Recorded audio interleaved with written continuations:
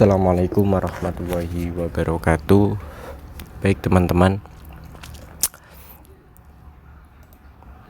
kita berjumpa lagi di siang hari ini dalam mata kuliah rekayasa perangkat lunak, yang dimana teman-teman kemarin sudah belajar terkait pengenalan rekayasa perangkat lunak. Dan sekarang kita lanjut di software proses. Software proses itu terdiri dari berbagai macam klausah atau langkah-langkah yang teman-teman bisa pelajari. Yang pertama, pengenalan atau introduction layout of software development, definition of the process, capability maturity model. Yang kedua, software process development, best practice, software process model, relation united process, process deskripsi, iterative development, architecture centric development, use case derived development. Yang ketiga, proses disclaimer, business modeling, requirement analysis, and design implementation, testing, development, project management, configuration, and change management environment. Dan yang terakhir, kesimpulan, layout software development. Yang pertama kita ngomong masalah layout. Software product layout, di mana project management itu yang pertama untuk planning, yang kedua controlling. Planning yang terdiri dari project itu software proses, yang kedua analis, desain, implementasi, dan juga testing. Di dalam PPT yang teman-teman bisa di-download di lms.cukupabadi.com. Materi ketiga itu teman-teman bisa lihat di halaman 4. Gambarnya seperti itu. Yang pertama tadi project management project, planning, control, terdiri dari software proses, analis, desain, implementasi, dan yang terakhir pengujian atau testing, di mana teman-teman bisa memahami definisi dari proses, cara di mana orang, prosedur, metode, peralatan, dan alat yang diintegrasikan untuk menghasilkan hasil akhir yang diinginkan. Yang pertama, skill, training, motivasi, dan manajemen. Ini hubungannya dengan user. Yang kedua, proses, itu alatnya. Yang ketiga itu pemecahan sebuah masalah. Ini saya ambil dari Software Engineering Institute, Carnegie Mellon University. Nanti teman-teman bisa searching di Google, bisa cari materi lebih mendetail lagi. Software proses yang pertama, proses perangkat lunak adalah serangkaian langkah-langkah atau metode praktik yang digunakan dalam produksi dan evaluasi perangkat lunak. Proses perangkat lunak mencakup serangkaian artefak terkait sumber daya manusia dan komputer. Jadi nanti sampean akan dapat materi kuliah interaksi manusia dan komputer. Selanjutnya, struktur dan batasan organisasi. Software proses itu sendiri. Nomor 2, serangkaian kegiatan yang terstruktur diperlukan untuk mengembangkan sistem perangkat lunak. Banyak proses perangkat lunak yang berbeda, tetapi semuanya meliputi spesifikasi, menentukan apa yang harus dilakukan oleh sistem, mendesain dan implementasi, mendefinisikan organisasi sistem, dan mengimplementasikan sistem. Validasi memeriksa apakah software itu melakukan apa yang diinginkan atau apa yang diinginkan oleh pelanggan. Yang terakhir, evolusi. Evolusi ini mengubah sistem sebagai respon terhadap perubahan kebutuhan pelanggan. Yang ketiga, model proses perangkat lunak adalah representasi abstrak dari suatu proses. Ini yang menyajikan deskripsi proses dari beberapa perspektif tertentu. Software proses bagian ketiga itu saya ambil dari berbagai sumber biar nanti teman-teman setidaknya tahu ada banyak sumber yang bisa dipelajari sama teman. Capability Maturity Model atau yang sering dikenal CMM, 5 Level of Software Process Maturity. Yang pertama initial, repeatable, 3 definite, manage, dan optimizing. Itu jadi sampean semuanya harus minimal tahu itu capability maturity model. Karakteristik each level. Jadi karakteristik each level itu sampean harus mengidentifikasi karakteristik level. Yang pertama ditandai sebagai ad hoc dan terkadang malah chaos atau semrawut. Biasanya kalau software developer yang amatiran itu ya kadang-kadang wis ono nih. Yang kedua, beberapa proses didefinisikan dan kesuksesan tergantung pada upaya individu. Biasanya ini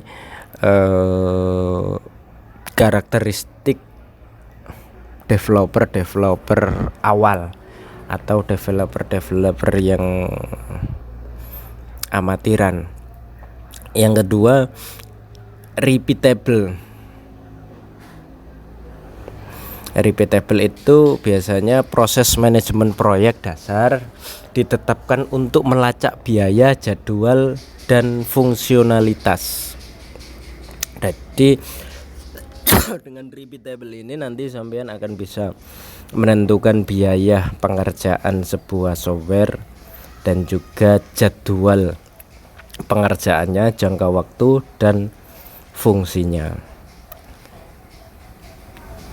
Yang B, disiplin proses yang diperlukan tersedia untuk mengulangi keberhasilan sebelum pada proyek dengan aplikasi serupa. Nah, ini kunci utama, yaitu disiplin. Define,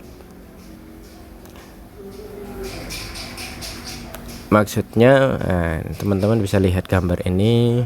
Define itu ada di 3. Proses perangkat lunak untuk kegiatan manajemen rekayasa didokumentasikan, distandarisasi, dan diintegrasikan dalam proses perangkat lunak standar untuk organisasi.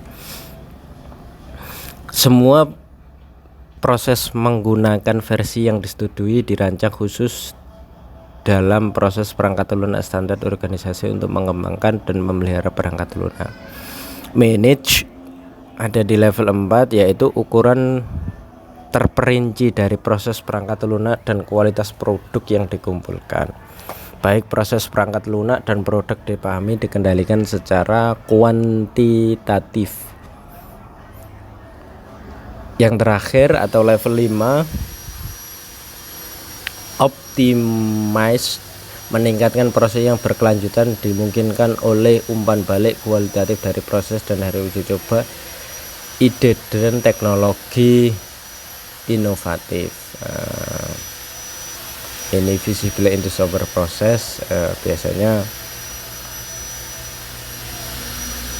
modelnya kayak gini. Jadi tergantung tingkat kerumitannya, mulai dari 1, 2, 3 sampai 5. Sekarang kita ngomong masalah software process. Yang selanjutnya, what's up Grady Butch. Ada apa dengan software proses? Yang pertama, perluasan sistem perangkat lunak dalam ukuran kompleksitas distribusi dan pentingnya mendorong batas-batas apa yang kita ketahui dalam industri perangkat lunak. Itu menjadi salah satu masalah dalam pengembangan.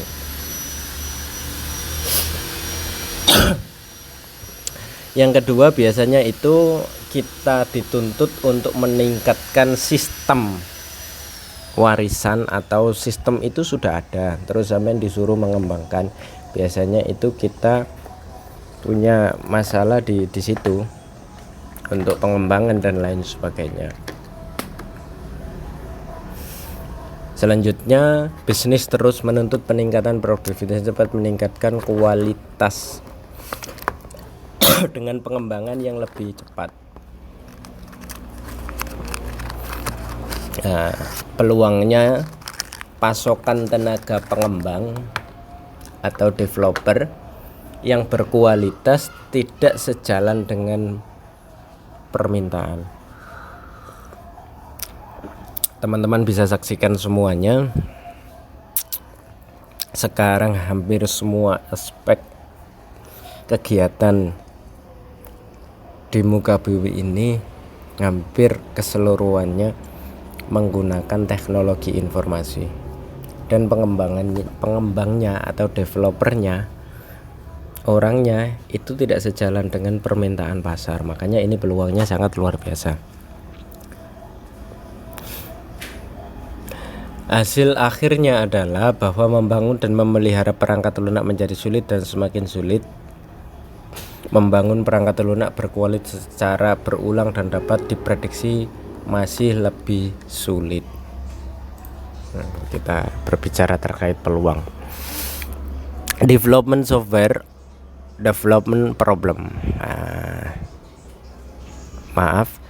Symptoms of software development problem. Jadi ini permasalahan seorang developer dalam membangun sebuah software.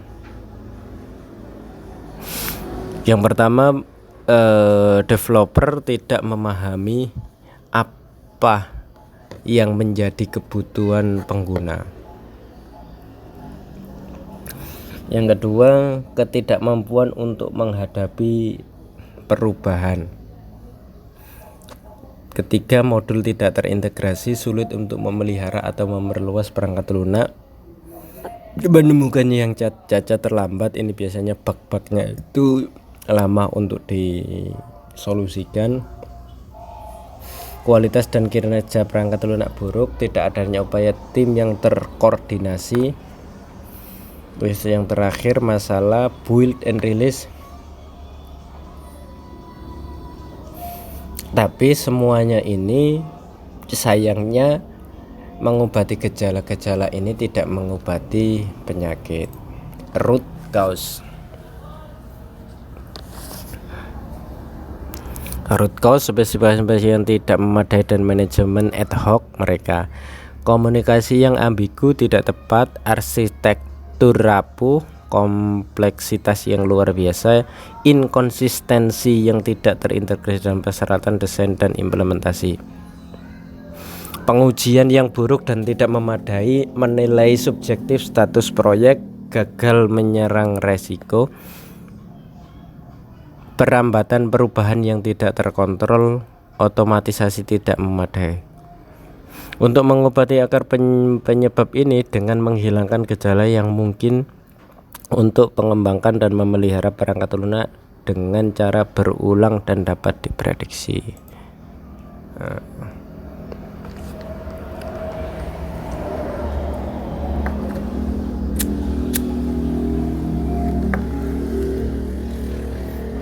Kita lanjut, nanti teman-teman bisa baca sendiri.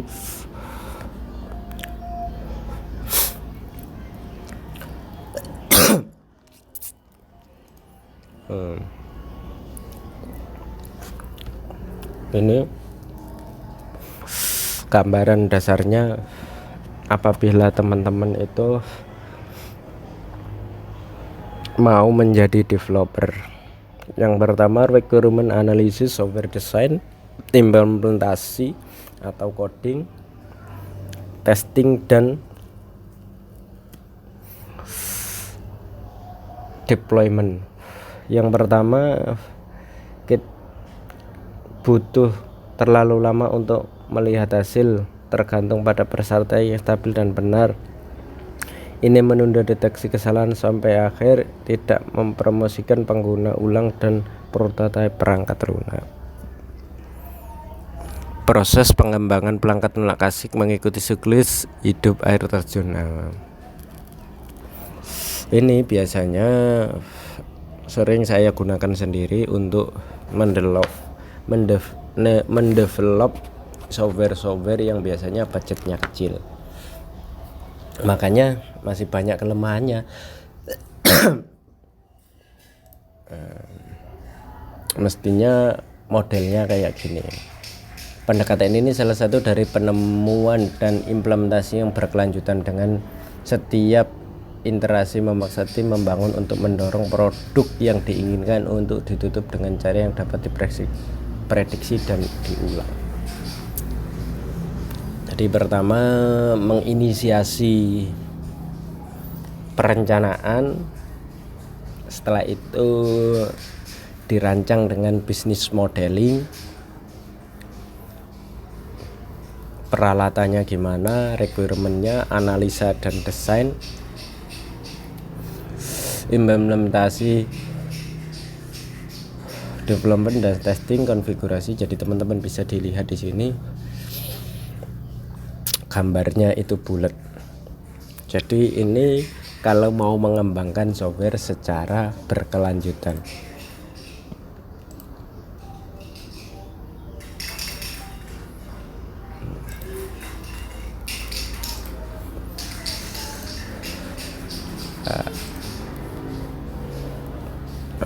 Ini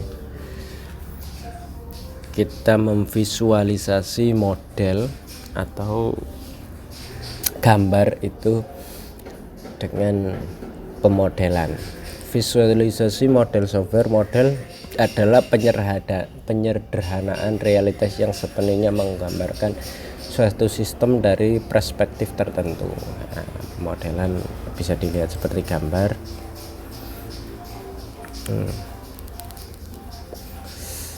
Seperti ini model, activity diagram, development diagram, komponen diagram, object diagram, class diagram, use case diagram, sequence diagram, kolaborasi diagram.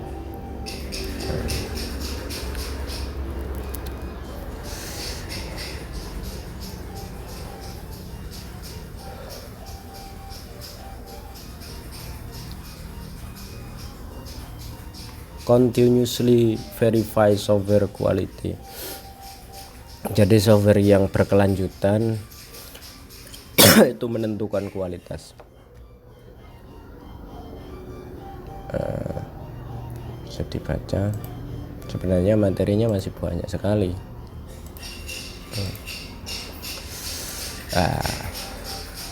Intinya sampean bisa membacanya.